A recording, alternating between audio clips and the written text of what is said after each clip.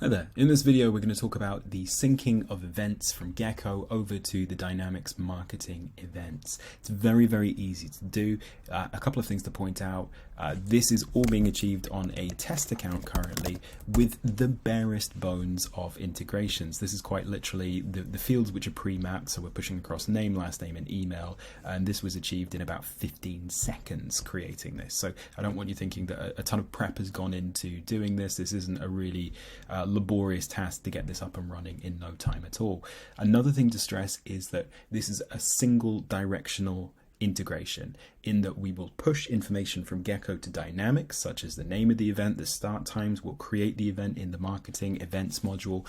We'll push over the attendee information and any changes from the Gecko side, but we can't do the reverse. We can't pull in information from Dynamics. That said, it is very, very easy to bulk import events into Gecko if you're that inclined and you want to create things that way.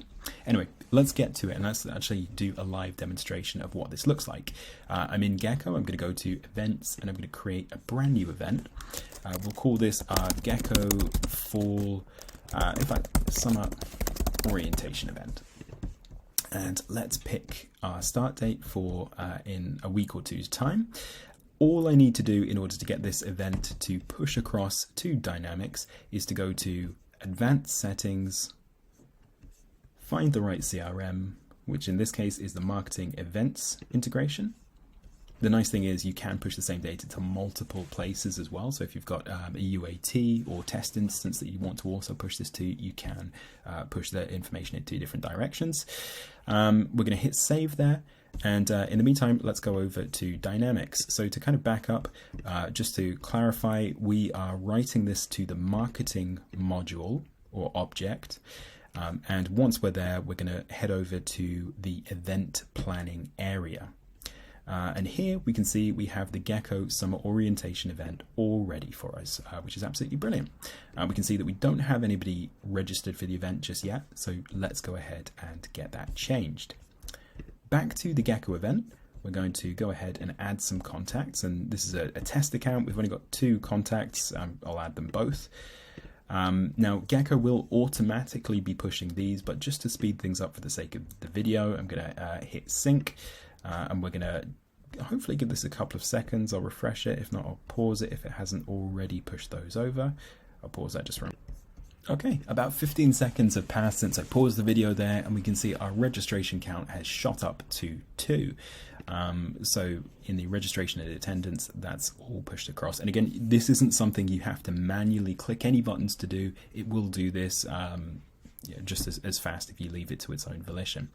Now, currently both of these students are marked as registered for the event because that's the corresponding status within Gecko. If we refresh this, we can see we've got 2 registered students.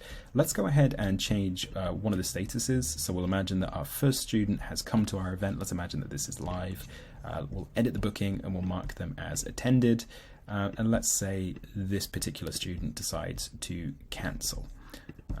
My face is always in the way with these kinds of things. So again, just for the sake of speed, I'm going to hit sync this event and pause it just momentarily while that pushes over.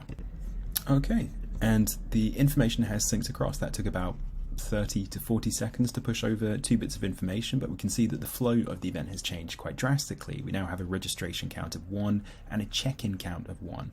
When we go to registration and attendance, we can see that we still have the student who is marked as attended, and we'll check out that student record on Dynamics in a moment.